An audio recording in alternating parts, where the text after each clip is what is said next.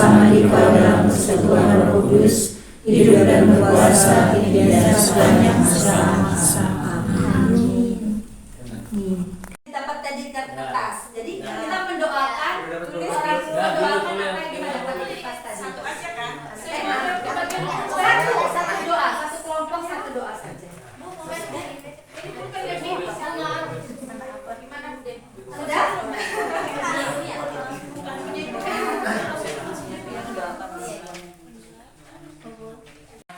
Bapak aja cuma 2 baris. Ini doain orang sakit, jadi ya paling ya doain bapaknya deh. Tidak sakit lagi. Biru. Dah. Oh iya, biru. Biru yang nulis eksploitasi anak ini namanya nih. Yang baca juga dia. Kurbannya kembalikan.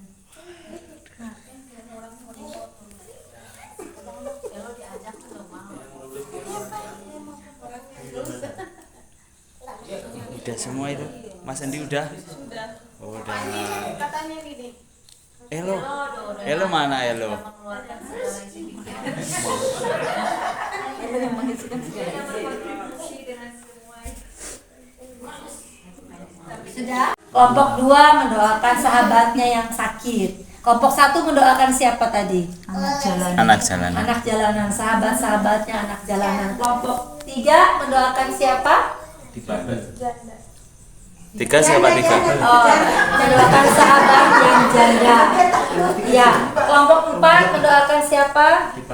Oke, sahabat kita yang difabel. Kelompok 5 Orang miskin. sahabat kita kaum miskin. Yang 6 Yatim piatu. ya, sahabat kita yatim piatu. Yang 7 Orang di penjara. orang di penjara, sahabat kita yang sedang kurang beruntung di penjara. Dan yang ke-8 Diri kita sendiri untuk lansia. oke, mendoakan sahabat-sahabat orang tua kita lansia, baik di rumah Pak Adi udah lansia Pak Adi. baik di rumah mau itu aja ya. Atau kalau enggak, ya Pak, yang penting tugas kita memberi selesai. Tapi saya pernah diingatkan kalau saya mau ikut itu. Kita sambil mengucapkan sesuatu enggak waktu memberi itu? Ada nggak doa yang kita selipkan? Sehat-sehat ya Pak ya. Panjang umur ya Pak ya. Saya pun enggak loh, yang melupakan kita ngasih nggak. Jadi seolah-olah jadi kita menempatkan kita bukan pada sahabat mereka, tapi kita menempatkan diri sebagai superior ya, yang memberikan, yang ya saya bisa ngasih loh nih. Ya, kepikir, tetapi mencoba melihat yang di jalan itu saya doakan gitu loh. Misalnya ketemu pemulung atau yang kadang-kadang yang minta belajar aja, baru belajar. Oke. Itu mulai untuk doakan saja, nggak usah misalnya pemulung itu kan nggak kita memberi gitu, tapi lewat ya Tuhan berkati warganya, kesehatannya gitu aja. Paling hanya begitu aja sih, Ya. dalam hati tidak langsung sehat-sehat ya Pak gitu sih enggak, tapi dalam hati aja kalau melihat begitu. Oke, siap. Makasih Bu Nana. Saya pernah ke yatim piatu itu, pernah ke panti rape yang anak-anak bayi terlantar semua itu ya. Terus pernah diajak Pak Ali ke susteran itu, lihat anak-anak yang misalnya tanpa orang tua. Di saat di sini tadi berdoa, bukan hanya di saat di sini berdoa ya. Bahkan saya juga sering terbayangkan bagaimana sepinya hati mereka tanpa pelukan seorang ibu, tanpa istilahnya kehangatan. Bahkan saya sendiri aja yang udah setua ini, di saat sakit itu kangen banget diusap seorang ibu, diusap bapak, dilus-lus gitu ya. Nah, sekarang kita membayangkan mereka itu mungkin dari segi rezeki, makanan kebutuhan mungkin bisa tercukupi ya, karena banyak orang yang istilahnya memberikan bantuan. Tapi di sisi lain, dia yang sangat butuhkan itu, mereka sangat butuhkan itu bagaimana pelukan kasih sayang, kehangatan keluarga dari orang tua, yang kadang membuat saya sendiri suka menangis dan suka mengutuk diri saya sendiri. Karena apa? mereka aja yang tanpa orang tua sama sekali, dari bayi, ada yang dari bayi, ada yang mungkin udah gede. Bahkan saya yang udah setua ini kadang terlalu lemah dan manja.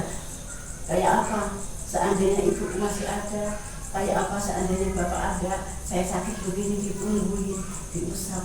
Nah di situ kadang saya jadi apa, ada rasa bangkit juga bahwa mereka itu benar-benar membutuhkan, dan itu kan istilahnya tidak didapatkan, dalam arti bolehlah didapatkan mungkin dari pengasuhnya, dari suster, tapi itu kan dibagi-bagi ya. Doain temen yang lagi sakit nggak pergi sekolah.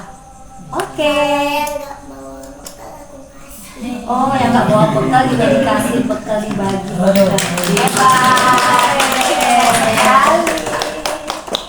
Itu melalui yang sering kalau saya pergi di jalanan itu saya lihat kayak pemandu, terus kayak suka yang di depan minta maaf ya, terus yang jual kerupuk di jalanan itu ya, kalau ada rezeki ya saya lihat sering berbagi, walaupun keadaan saya ya mungkin dikatakan biasa aja, cuma saya percaya dengan kita memberi itu Tuhan akan memberikannya lebih dari itu. Mungkin sedikit cerita dulu kan, mungkin kalau bukan. Tapi maksudnya gini, mungkin kita kalau kita orang awam kayak kita gini melihat orang-orang yang di penjara, mungkin notabene kita melihat bahwa mereka tuh apa ya, orang-orang yang jahat atau orang-orang yang secara perilaku mungkin tidak baik, jadi akhirnya di penjara gitu. Tapi waktu pengalaman saya dulu, waktu saya kunjungan sosial ke penjara waktu masih di Jogja, saya ngelihat bahwa ternyata nggak semua, maksudnya di dalam penjara itu nggak semua orang itu di penjara karena aksi kejahatan atau apa gitu. Mungkin ada juga di diri mereka yang ketika itu lagi depresi atau lagi di titik terendah, yang melakukan sesuatu yang mungkin nggak apa ya, nggak mereka sangka akan melakukan itu gitu, dan ternyata itu melawan hukum dan sebagainya di penjara gitu. Nah dari situ saya melihat bahwa ternyata di dalam penjara itu ya mungkin kan kita sebagai orang awam jarang mendoakan orang-orang di penjara karena hal itu ya, karena ya kan mereka di penjara karena aksi mereka yang apa ya, jahat atau merugikan masyarakat dan sebagainya. Tapi kita lupa melihat dari segi pandang bahwa orang-orang di penjara juga ada momen-momen di mana mereka tuh depresi atau ya pasti itu masa-masa terberat mereka lagi di penjara. Waktu itu saya apa ya, dengar cerita dari orang itu ada yang 6 bulan di penjara, ada yang sampai 3 tahun di penjara. Ya mungkin mereka melihat sisi positif mereka ketika di penjara, kayak mereka dapat wadah untuk berefleksi atau wadah untuk mereka apa ya, keluar dari zona depresi mereka gitu. Tapi nggak bisa dipungkiri pasti ada momen-momen di mana mereka di situ depresi, kangen sama keluarga mereka dan sebagainya, karena kan setahu saya nggak bisa dikunjungi tiap saat ya, ada masa-masa tertentu yang bisa dikunjungi, dan yang mereka nggak bisa kontak ke siapapun gitu karena kan di penjara nggak punya akses internet, nggak punya akses komunikasi dan sebagainya. Nah itu sih paling, jadi waktu dapat untuk orang di penjara ini yang saya pikirin ya melihat dari situ. Jadi bagaimana orang-orang yang di tengah depresi mereka, di tengah mungkin merasa keasingannya mereka, merasa kesedihan mereka udah di penjara gitu. Nah itu yang harus didoakan gitu. Jadi melihat bahwa ya orang-orang itu kan juga sama kayak kita ya, maksudnya mereka punya hati nurani, mereka punya kemauan untuk bisa bebas gitu, tapi karena orang mereka atau karena hal lain mereka ada di penjara. Mereka dan ada lagi yang bernama ikan kecil. Lalu Yesus menjadi banyak itu duduk di tanah. Sesudah itu ia mengambil 7 roti dan ikan-ikan itu, mengucap syukur, memecah-mecahkannya dan memberikannya kepada murid-muridnya, lalu murid-muridnya memberikannya pula kepada orang banyak. Dan mereka semuanya makan sampai kenyang. Kemudian orang mengumpulkan potongan-potongan roti yang sisa, 7 bakul penuh. Demikianlah sabda Tuhan. Terpujilah Kristus.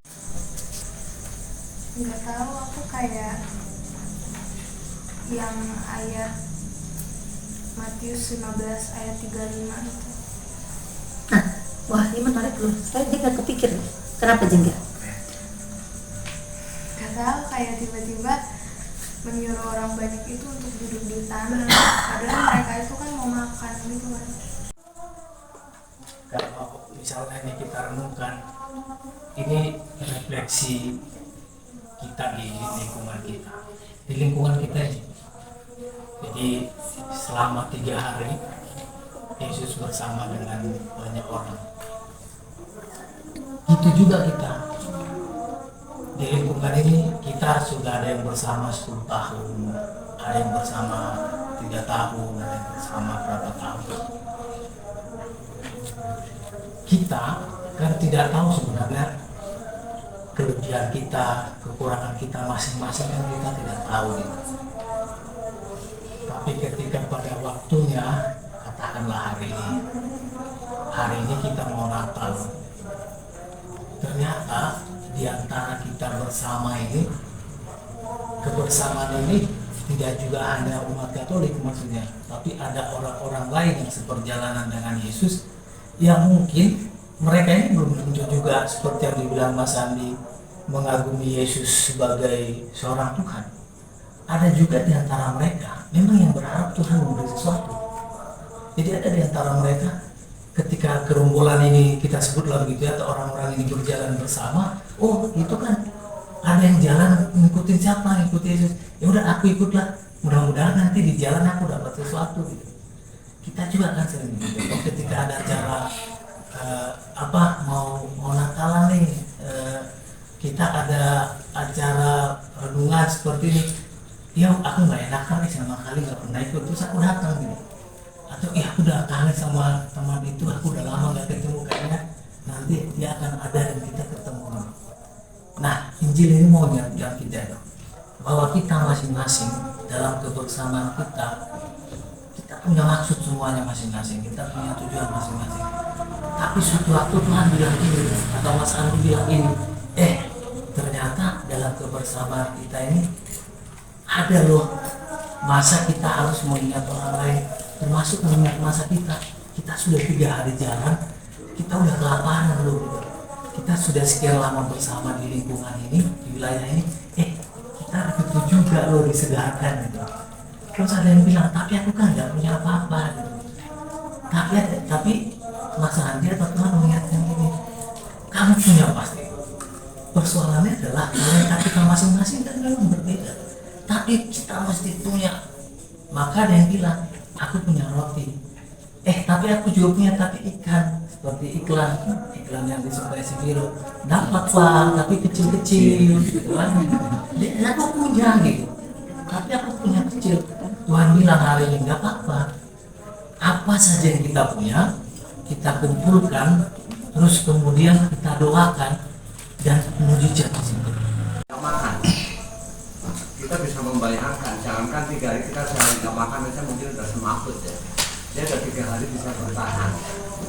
Nah dari situlah hati Yesus tergerak untuk memberikan sesuatu kepada mereka, artinya memberikan makan atau apa ya yang dibutuhkan pada waktu itu. Dan kemudian dia memberitahu atau menyuruh salah satu dari muridnya untuk mencari bahan makanan untuk diberikan kepada mereka. Artinya bahwa Yesus benar-benar mengajak kepada para muridnya untuk memperhatikan orang-orang yang mengikuti dia. Namun demikian melihatnya mungkin kalau kita lihat di hari itu gitu ya, kalau kita coba ke kejadian saat itu, mungkin Yesus juga bingung nih, betul orangnya banyak tapi rotinya cuma 7, ikannya cuma beberapa kecil-kecil juga gitu. Nah dari situ ya di situ Yesus mungkin kayak menyerahkan semuanya ya kepada Tuhan gitu, biarlah Tuhan yang mengatur gitu dengan makanan seadanya ini dalam nama Tuhan yang semoga cukup untuk semua orang yang mengikuti aku gitu. Jadi itu Yesus nggak lupa buat mengucap syukur, berdoa lah. Jadi kita ingatkan bahwa ya ketika kita punya sesuatu sedikit apapun itu perlu ada rasa bersyukur gitu, untuk ya karena dengan rasa bersyukur itu kita akan merasa dicukupkan. Dan ternyata di ayat 37 kan ketika dikumpulkan ada 7 bakul penuh, mereka ada mukjizat yang terjadi di situ gitu. Jadi mungkin ketika kalau Yesus nggak mengucap syukur dulu di awal ya mungkin tidak ada mukjizat itu, mungkin orang-orang akan merasa kekurangan atau apa karena nggak ada rasa bersyukurnya kan gitu. Jadi perlu untuk mengucap syukur ketika apapun yang kita punya atau apapun makanan yang kita punya.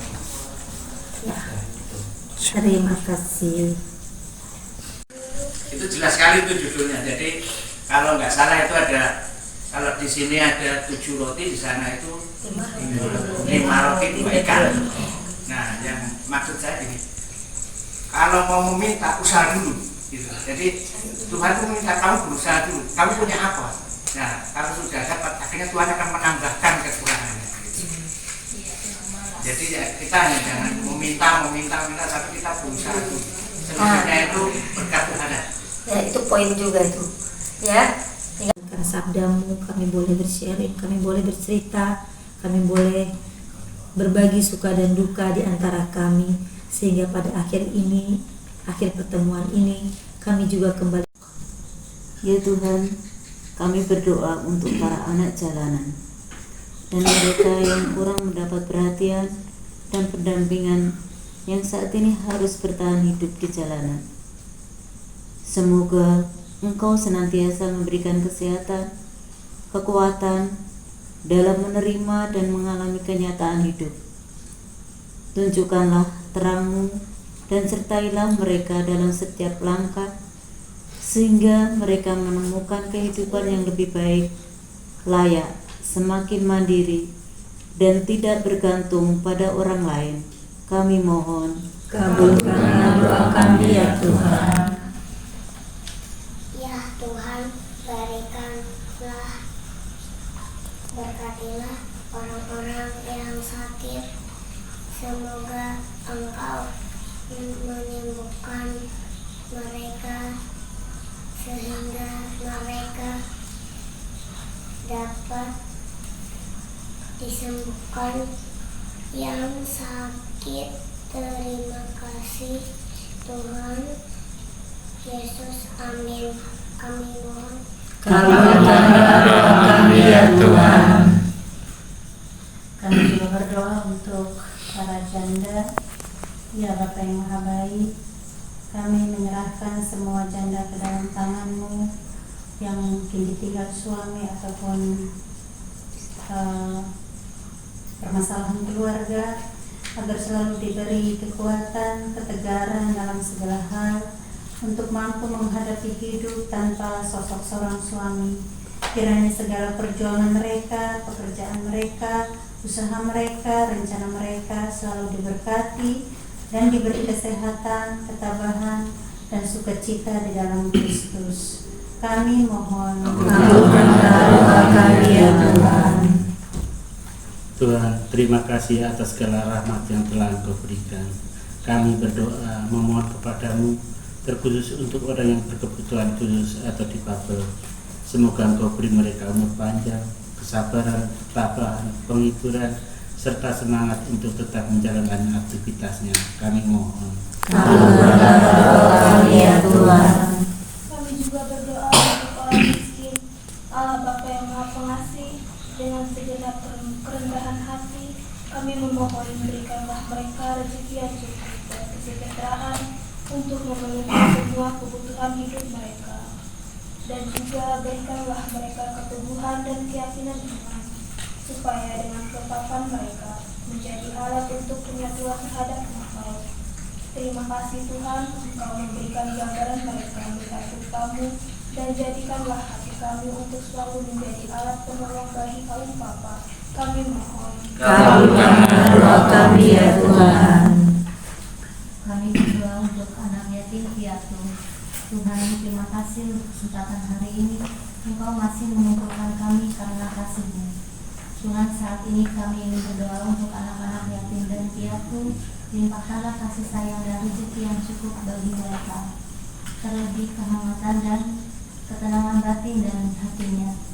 Sering kami merasakan dan membayangkan keadaan mereka saat ini yang tanpa belayang dan pelukan orang tua dan keluarga. Semoga ada pertolongan dan kepedulian dari orang-orang yang tersentuh dan tergugah hatinya untuk memberikan kasih sayang dan mengurusnya dengan tulus ikhlas. Kami mohon. Kabulkanlah doa kami ya Tuhan. Kami berdoa pula bagi orang-orang yang sedang berada di penjara. Tuhan, Engkau menawarkan kebebasan bagi semua orang. Kami berdoa bagi mereka yang berada di penjara. putuskanlah ikatan, ketakutan, dan keasingan yang ada. Dukunglah dengan kasih-Mu para narapidana dan keluarga serta sahabat mereka, staf penjara dan semua yang peduli. Sembuhkanlah mereka yang terluka oleh tindakan orang lain, terutama para korban kejahatan. Bantulah kami untuk saling mengampuni, bertindak adil, berbelas kasihan, dan berjalan dengan rendah hati bersama Kristus dalam kekuatannya dan dalam rohnya, sekarang dan setiap hari. Kami mohon. Kabulkanlah doa kami ya Tuhan. Doa untuk para lansia. Tuhan Yesus, lindungilah para lansia, kasihanilah dan jagalah mereka dimanapun mereka berada. Berilah mereka kesehatan dan kebahagiaan dalam menjalani masa tua mereka. Kami mohon. Kabulkanlah doa kami ya Tuhan. Kepedulian kami kepada sesama kami yang membutuhkan, terutama yang lemah, miskin, dan tersingkir. Semoga niat kami Tuhan Kau berkati sehingga kami dapat melaksanakan apa yang Kau kehendaki dengan saling berbagi satu sama lain demi kebesaran nama-Mu dan keselamatan kami, sehingga dengan demikian di masa Advent yang tepat ini kami sungguh pantas dan layak untuk menyambut kehadiran Putra-Mu Yesus Kristus Sang Immanuel Juru Selamat kami. Sebagai rasa syukur atas semua kegiatan yang telah kami laksanakan ya Bapak, pada malam hari ini melalui keluarga Pak Ari kami disediakan hidangan santap malam yang kita bersaudara dalam Yesus, kita bersaudara dalam Yesus, kita bersaudara sekarang dan selamanya dalam Yesus. Kita bersaudara dalam Yesus, ada cinta kasih dalam Yesus, ada cinta kasih dalam Yesus, ada cinta kasih sekarang dan selamanya.